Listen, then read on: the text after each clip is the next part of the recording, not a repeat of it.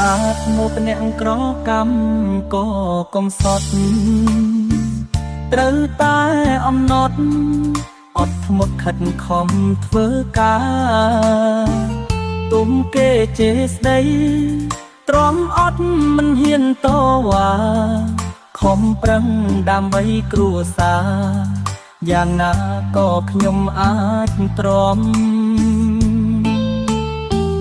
ធ្វើការឲ្យគេលំបាកខ្លាំងណាស់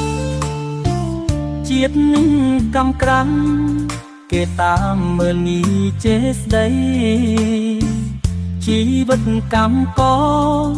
គេមិនដែលឲ្យដំឡៃរស់នៅតារំពឹងអ្វី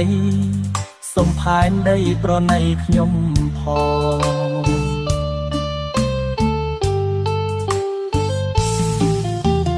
កើតជាអ្នកក្រខិតខំប្រឹងរួម